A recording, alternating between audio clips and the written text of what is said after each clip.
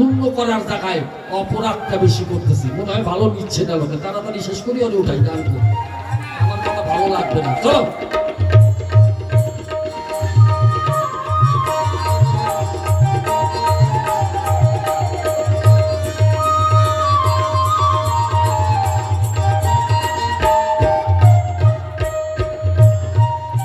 তাহলে নামে রুচি জীবে দেয় অবশ্যই বসে, নামে রুচি থাকতে হবে।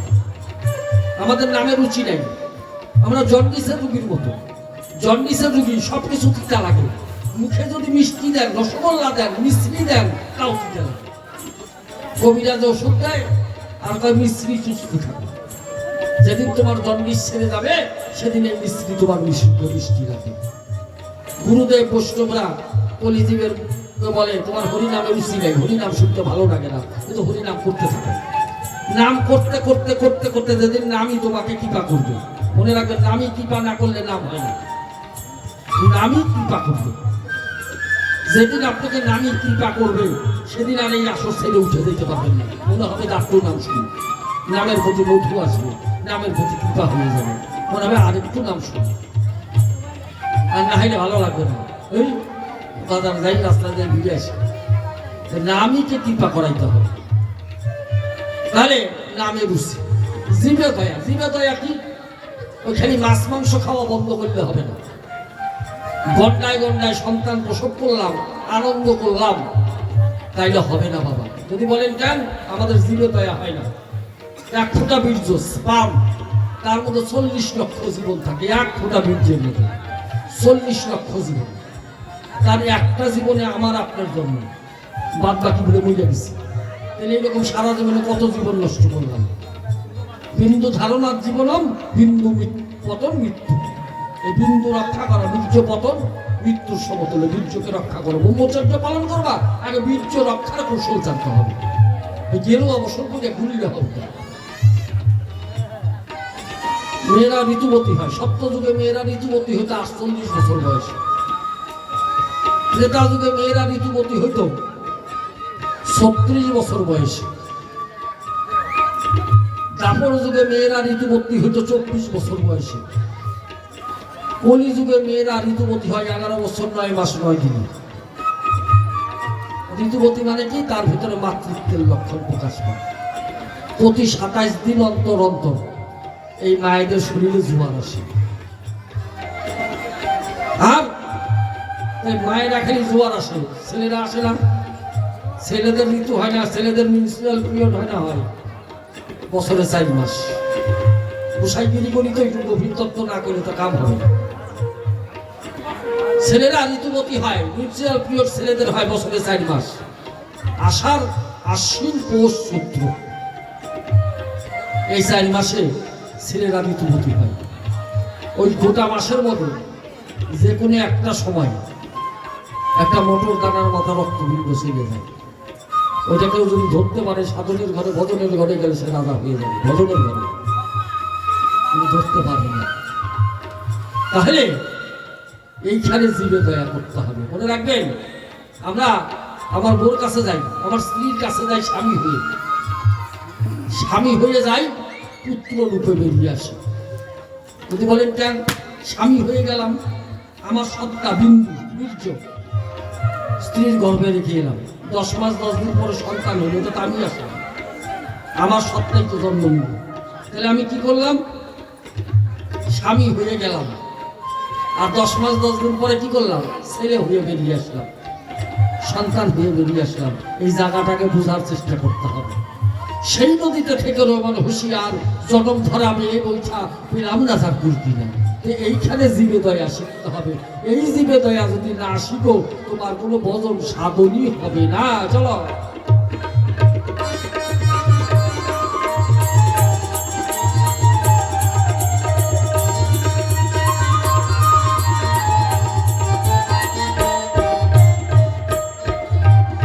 বৈষ্ণব সেবা, বৈষ্ণব সেবা। ওই যে রুহিদাস মুছে দিচ্ছে, সরকারকে বললাম 3 দিন সময় আছে, আরো বলবো না, পরে উঠাইতে লাগবে তো। 1 ঘন্টা পার হয়ে গেছে আমার আসলে, তখন অনেকের অশান্তি লাগবে, আমার বুঝতে হবে। এইবার আসেন ও বলছে আশ্রয় করিয়া ভজে প্রভু তারে নাহিতে দেয় আর সব ভজে অকারণ। আশ্রয় সম্বন্ধ করতে হবে। রাস্তা দিয়ে টোটো যাচ্ছে, আমার টোটোর দরকার, আমি মঙ্গলবাড়ি যাবো। শুনবে টোটোওয়ালা, শুনবে কি এই এই এই সারাদিন ঘুরে করলেও তো টোটো আলাদা দাঁড়াবে না। কিন্তু যদি বলে ও টোটোওয়ালা ভাই দাঁড়াও আমি মঙ্গলবাড়ি যাবো, টোটোওয়ালাটা কিন্তু দাঁড়াবে কেন? তার সাথে সম্বন্ধ করা হবে। ও টোটোওয়ালা ভাই একটা সম্বন্ধ হবে। ও মা তুমি মোবাইলে ছবি তুলতেছো, বাহ খুব ভালো, সম্বন্ধ করে ফেলে, মা বলে সম্বন্ধ করলো। ও বাবা তুমি এটা করো না, সম্বন্ধ করা হলো, সাথে বাবা সম্বন্ধ করলো। তাহলে আশ্রয় করে মানে তোমাকে আশ্রয় সম্বন্ধ করতে হবে। তুমি গোবিন্দকে কোন হিসাবে বুঝবো? এই হাত দিলাম গুরুর পায়ে, মন চলে গেল সিনেমা। আমরা গুরু ভজন করি, গুরু আইসে একটা পাওটাও দইলে তেল মেল মাইখে করে একসাথে করি। হ্যাঁ ওগুলা গুরু ভজন করে কোনো লাভ নেই। একটা পায়ে তেল দইলা, গুরু একটা তেল দইলা মলম করে ফেলা, তুলতু লাগালে গুরু দেবে কার আরামে শরীর ছেড়ে দেয়। দল রে শরীরটা বেশি ব্যথা হয়েছে দইলাতে, ওই দইলার দেয় আরো অনেক কিছু বুঝা যায়। তারপরে নাতি গুতা খাইয়া জেলখানা হয়ে যায়। ডলাডলি বন্ধ, ওই ডলাডলি বন্ধ করতে হবে। এইবার তাহলে কি করতে হবে? হাত দিছি গুরুর পায়ে, মন ওরকম ডলাডলি গুসাই যারা, তার শিষ্যরাও গুরু ভক্তি নেই। ওই শিষ্য পাও টিপে আর মনে মনে ভাবে গুসাই টাইটা যদি বাইরিয়া যায়, তাইলে ওই যে মীর আস্তে আছে মঙ্গলবাড়ি কোন জায়গায় জানি, আমি আসার সময় সাইনবোর্ড দেখলাম মীর, এই মঙ্গলবাড়ি উদ্যান নাকি পার্ক, সেখানে মীর নাম আসতেছে কলকাতা থেকে। গুসাই পাও টিপতেছে, ওইটা দেখতে যাবো, গুসাই গেলেই ওইটা দেখতে যাবো। যেমন গুসাই সেমন শিষ্য। মনে রাখবেন, লোভী গুরু কামুক সেরা ভসতে ভসতে নরকে গেল। গুরু যদি লঘু খায়, লোভী গুরুর তালে বোঝেন না। যদি গুরু লোভী হয়, সেই গুরুকে ত্যাগ করে। ওই আপনার ধান্দাবাজির ধোকা, গুরু আইসা করে বাবা তোর মা শুনতে কষ্ট পাইতেছে, আমার একটা শাল দে, তোর মার মুখে আমি ছাতি ছাড়া চলতে পারি না, আমার একটা ফোল্ডিং ছাতি দে। ও বাবা আমার কপি কেটে জল দেওয়া লাগবো 200 টাকা দিই। এগুলা ধান্দাবাজির গুসাই হলে ত্যাগ করে, কোনো লাভ হবে না। নরকে যাবে, গুসাইও নরকে যাবে, আপনারাও নরকে যাবে। গুরুর একটাই উদ্দেশ্য থাকবে, আমার শিষ্ট কৃষ্ট ভজনে এগিয়ে গেল। গুরুর একটা কাজ, একটাই লোভ আমার গুরুদেবের, কি যে আমার শিষ্য কৃষ্ণ ভজনে আগাইল কিনা। গোসাই যদি শিষ্য বাড়ি দিয়ে দেখে তো শিষ্য 3 তলা বিল্ডিং, সুতরাং ধান্দাবাদী করে কামাই করে নিয়ে আমার ধান্দা করতে হবে, হবে না? তাহলে এখানে আশ্রয় করতে হবে বুঝা। কি গুরু করো জেনে, প্রসাদ খাও টেনে, জল খাও জেনে, জেনে শুনে গুরু করতে হবে। অর্গান বাজায় খোকন, বাঁশি বাজায় মানি। আমি খোকনের কাছে যে কইলাম আমার বাঁশি বাজনা শিখা, আর আমি ভবেশের কাছে যে কইলাম আমি অর্গান বাজনা শিখবো। এই জীবনে শিখে যাবে? ওর কাছে তবলা বাজনা শিখলে শিখা যাবে, ওর কাছে অর্গান বাজনা শিখা যাবে, ওর কাছে বাঁশি বাজনা শিখা যাবে। যার কাছে যেটা তার কাছে সেটা শিখতে হবে। তো উপযুক্ত লোককে ধরতে হবে। যে মনে রাখবেন, শুদ্ধ গুরুদেব কারা, টিকি রাখতে হবে তার কোনো মানে নেই, তিলক দিতে হবে তার কোনো মানে নেই। না সাজলেও হবে, টিকি না রাখলেও হবে, তিলক না দিলেও হবে। আগে দেখবেন শাস্ত্রজ্ঞ, বিচার্য, আচার্য, 3টা জিনিস থাকলে গুরু, নচেত গুরু না। শাস্ত্রজ্ঞ মানে কি? গুরুকে সকল ধর্মগ্রন্থ শাস্ত্র সম্বন্ধে জ্ঞান থাকতে হবে। আচার্য আচরণশীল, গুরুকে নিরামিষ খেতে হবে। ওই মাছ মাংস গুসাই মানে ধান্দাবাদীর গুসাই। আমি গুসাই কেমন জানেন? শিষ্য বাড়ি যান, আজ থেকে 50 বছর আগে ওই মানুষ লেখাপড়া কম জানতো, 1 পাড়ায় মাধ্যমিক পাস করলে 10 পাড়ার লোক দেখতে আসতো। এখন কিন্তু তা নাই, একটা ঠেলা আলাও এমএ পাস। এখন ওই গুসাইতে ধান্দাবাদীর ব্যবসা শেষ। ওই আগে কারো গুসাইরা শিষ্য বাড়ি যাইতো, একবারই শিষ্য বাড়ির কাছে শিষ্য পুকুর থেকে বড় দেখে গলদ আছে গুলি 4টা, আর ভালো সাইজের রুই কাতল মাছ কিনে আইছে। গুসাই আপনি আইসেন, আপনি তো নিরামিষ খান, তাহলে এগুলো জলে ফালিয়ে দিয়ে আসে। গুসাই চিন্তা করছে এইরকম রুই মাছ আর এই চিংড়ি মাছ জীবনে খাইতে পারবো না, পয়সা দিয়ে এটা মাথা মুড়ে খাইতে হবে। আগে ফাইসটা দাঁড়া কি দাঁড়া, আজকে দিনটা কি দেখতে হবে তো, পঞ্জিকা আছে না? না বাবা আমি মূর্খ মানুষ, পঞ্জিকা দিয়ে কি করবো? পাড়ায় নাই, আছে ভরতের বাড়ি আছে, প্রদীপের বাড়ি আছে, ভরতের বাড়ির থেকে পঞ্জিকা নিয়ে আয়। পঞ্জিকা নিয়ে এলো, পঞ্জিকায় প্রথম দিকে দেখবেন বিভিন্ন কোম্পানির অ্যাডভার্টাইজ থাকে। পঞ্জিকার প্রথম দিকে বিভিন্ন কোম্পানির অ্যাডভার্টাইজ। তাহলে দাদা সোনার দোকানের যদি অ্যাডভার্টাইজ থাকে তাহলে সোনার গলার মালা থাকে, আংটি থাকে। কাপড়ের দোকানের অ্যাডভার্টাইজ থাকে, কাপড়ের ছবি থাকে। ছাতার দোকানের অ্যাডভার্টাইজ থাকে, ছাতার ছবি থাকে। তো মাছের আড়তের অ্যাডভার্টাইজ, মাছের আড়ত, ভরত মাছের আড়ত। তো ভরতের মাছের আড়তে তো মাছের ছবি থাকবে নাকি সোনার মালার ছবি থাকবে? তো দুই দিকে মাছের ছবি আছে, মাছের আড়তের ছবি আছে। শিষ্যের ভাই এই মহাদেব এদিকে কি বাবা পর কি লেখছে যে ছবি দেখ পর। বাবা আমি তো লেখাপড়ি জানি না, সেই আগেই জানি ও লেখা জানে না, সুতরাং ধরতে পারবে না ঠান্ডাবাজি। তাই আরে মূর্খ লেখা জানিস না? কয় না। তাই এই যে ছবি দেখতেছ? হ্যাঁ বাবা এইদিকে রুই মাছের ছবি, এদিকে চিংড়ি মাছের ছবি। তাই আজকে পয়লা মাঘ, আজকে মহাতীর্থ মহাকুম্ভ, 144 বছর পরে এই মহাকুম্ভ আরম্ভ হয়েছে। তো বাবা কি হয়েছে? তাই আজকের দিনে চিংড়ি মাছ দিয়ে বেগুন দিয়ে গোসাইটা যদি রান্না করে দিস ওইটা নিরামিষ। তাহলে কি করতে হবে? ওই মাছ খাওয়াস না, ওই রুই মাছের ঝাল করে আমার খাইবার দে, আর চিংড়ি মাছ বেগুন দিয়ে রান্না আমার নিরামিষ। শিষ্য মনের খুশিতে গুরুদেবের চরণে দিল, গোসাইটাকে কাঁচর মাছর করে খায়, আর শিষ্যের ফুলা জিব্বা কামড়ায় আর দেখে গোসাই খাইতেছে। এইগুলা ভণ্ড গুরু গোসাই থেকে দূরে যেতে হবে। এগুলা ভণ্ড গুরু গোসাই তালে বললে জীবনে আপনাদের ভজন সাধন কিছু হবে না। আমি সেই গোসাই তালে, আমি আমার মতো গোসাই পাইলে পাও ভেঙ্গা ভর্তি করতে ভেঙ্গা দিলে যাও।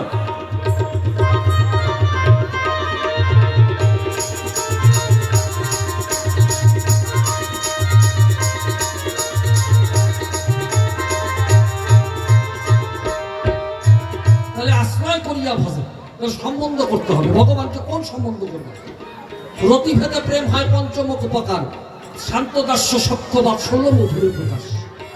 সম্বন্ধ করলে 5টা সম্বন্ধের একটা সম্বন্ধ করতে হবে গোবিন্দের সাথে, গুরুর সাথে। গুরুর সাথে কোন গতি? গুরুর সাথে নিষ্ঠার গতি। গোবিন্দের সাথে কোন গতি? গোবিন্দের সাথে আনন্দ গতি। তাহলে শান্ত প্রেম, ভগবানকে মুনি ঋষিরা যে প্রেম করতে সেটা শান্ত প্রেম। দাস্য প্রেমে ভজন করবেন তাহলে হনুমানের মতো, তুমি আমার প্রভু আমি তোমার দাস। সখ্য প্রেমে ভজন করবেন, শ্রীরাম সুদাম রাম বসুদাম, বন্ধুর মতো গোবিন্দকে ভজন করবেন। বাৎসল্য প্রেমে ভজন করবেন, মা যশোদা গোবিন্দকে শাসন করতেন, দড়ি দিয়ে বাঁধতেন, করেন ভজন, গোপাল ভজন। আর নাহলে মধুর ভজন, স্বামী স্ত্রী, তুমি স্বামী, তুমি আমার স্বামী আমি তোমার স্ত্রী, গোবিন্দকে ভজন করবেন, তাইলে হবে। আর যদি সম্বন্ধ না করেন, আশ্রয় না করেন, তাহলে ভজন হবে। তাহলে আশ্রয় করিয়া ভজে প্রভু তারে নাহিতে দে, আর সব ভজা খারাপ। আমি গোবিন্দের সাথে সম্বন্ধই করলাম না আর ভজন করলাম সারা জীবন হইয়া, কোনো লাভ হবে না। ওই যে ওই ওই টোটোওয়ালা থামবে না, ও টোটোওয়ালা ভাই, ওই সম্বোধন করতে হবে। তো গোবিন্দের সাথে আমার সম্বন্ধ করতে হবে, সম্পর্ক করতে হবে, যে আমি কি বলে গোবিন্দকে ডাকবো। প্রভু বলে ডাকবো, না বন্ধু বলে ডাকবো, না ছেলে বলে ডাকবো, না স্বামী বলে ডাকবো। যে কোনো একটা সম্বন্ধ করেন, তারপরে গোবিন্দকে ভজেন, তবে কাম হবে, নাহলে কাম হবে না। হ্যাঁ,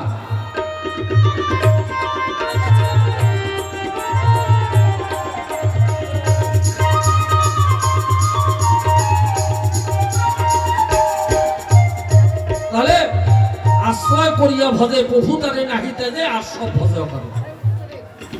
সম্বন্ধ করতে হবে ভগবানের সাথে, সম্বন্ধ।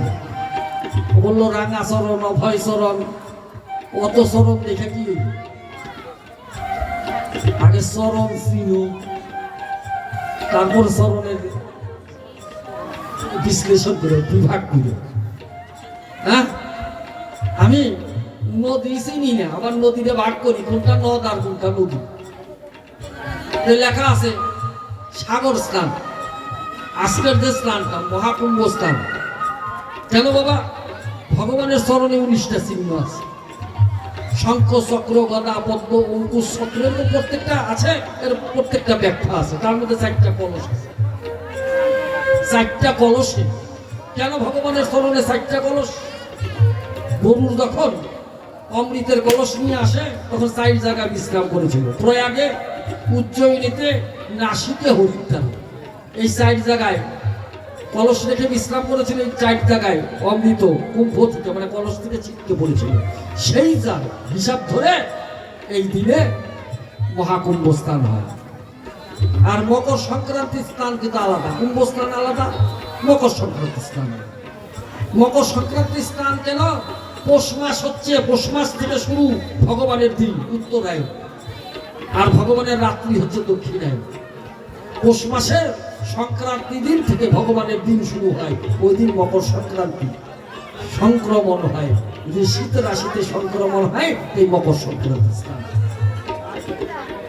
গঙ্গাসাগরে যাও, হরিদ্বারে যাও, উজ্জয়িনীতে যাও, স্নান করবা, ওই 4টা কলস ভগবানের চরণে আছে। তাহলে বাবা আশ্রয় করিয়া ভদে প্রভুতারে নাহিতে যে আর সভ্য দেওয়া কারণ, তাহলে ভগবানটাকে আশ্রয় করতে শিখো। কেন বাবা? আর একটা এক্সাম্পল দিয়ে নিয়ে যাবো, তারপরে আশা করবো আপনারা যদি থাকেন পরের আসরে আরো কিছু কৃষ্ণ কথা, দরকারি কথা শুনো। সেটা কি? তাহলে আশ্রয় করতে হবে। এই যে দেখেন হনুমান, আপনারা নবদ্বীপে গেছেন, হনুমান এই বিল্ডিং থেকে ওই বিল্ডিং এ ঘুরে বেড়ায়। হনুমানের বাচ্চা হনুমান, মা হনুমানকে জড়িয়ে ধরে রাখে, মা কিন্তু বাচ্চাকে ধরে না, মা চাইল পায়ে এই বিল্ডিং থেকে ওই বিল্ডিং এ লাফায়। ওই সন্তান মাকে ধরে রাখে, দায়িত্বকার সন্তানের। সন্তান যদি মা হনুমানকে ছাইড়া দেয়, পড়ে যায়, পড়ে যাবে, মায়ের দায়িত্ব নেই, মা লাফাচ্ছে। আচ্ছা বাবা, বিড়ালকে দেখেন, বিড়ালের এই মুখে ইঁদুর ছিন্ন বিচ্ছিন্ন হয়ে যায়, আবার এই মুখে বিড়াল যখন তার বাচ্চাকে ঘাড়ের মধ্যে কামড় দেয়, বাচ্চা হাত পাও ছেড়ে দেয়, জানে আমার মা ধরছে, আমার আর পড়ার হয়নি। তা আমরা হনুমানের মতো ভগবানকে ধরতে চাই, আমাদের পড়ে যাওয়ার ভয় আছে। আমাদের চেষ্টা করতে হবে ভগবান যেন আমাকে ধরে। যেদিন ভগবান আমাকে ধরবে, সেদিন আমার এই কাম কামনা দূরীভূত হয়ে জল দ্বিদল পড়তে রাধা গোবিন্দ দর্শন জীবনে।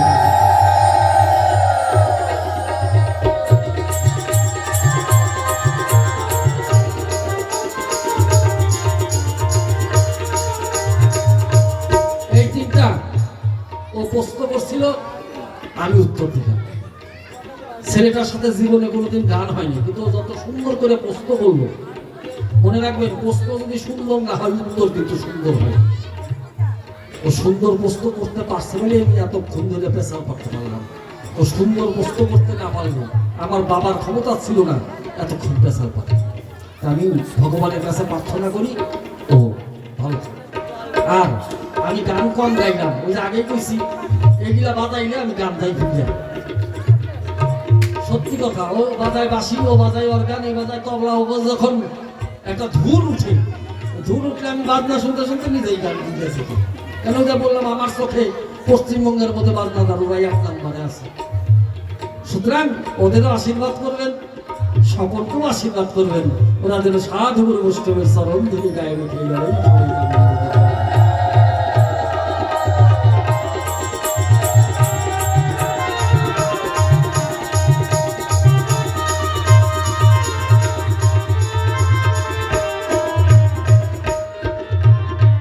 শোনো শোনো শোনো মুকুন্দ, তোমার দেহে বাড়াও প্রেম তরঙ্গ। শোনো শোনো শোনো মুকুন্দ, তোমার দেহে বাড়াও প্রেম তরঙ্গ। নিত্য আনন্দে বসত করে নিত্যানন্দ। তুমি জিরে দয়া কইরা তাহলে নিতাই খুঁজবা, নেতাই নিতাই নে কবি পদাবলী গান কিন্তু।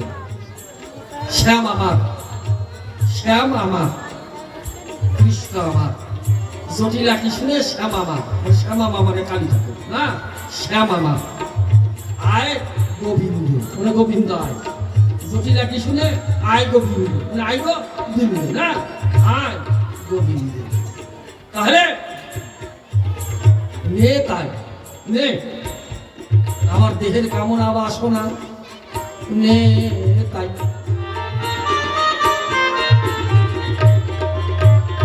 তাই। তাহলে নিত্য আনন্দে যিনি বসত করেন, তিনি হলো নিত্যানন্দের উপাসক। আমি নিত্যানন্দ ভজি, আমি নিত্যানন্দ পরিবার, কিন্তু আমার নিত্য বস্তুকে রক্ষা করার কৌশল আমি জানি না। তাহলে নিত্যানন্দের ভজন করার কোনো লাভ হবে না। তাই তো বলি, আমার প্রাণ মুকুন্দ, তোমার দেহে বাড়াও প্রেম তরঙ্গ। মনে করবে নিত্যানন্দ, তোমার মনে বসত করবে নিত্যানন্দ। যাও, সবার আগে কি করতে হবে? সাধুর চরণে ধুলাতে।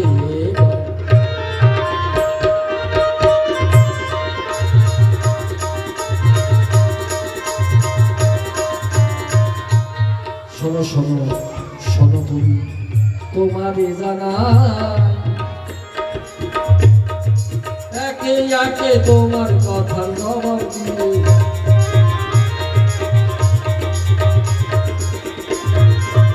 ভগবানের প্রতি সম্বন্ধ করো গো, কবে অনাবিল শান্তি। মুখেতে বলো তুমি, বলো হরি।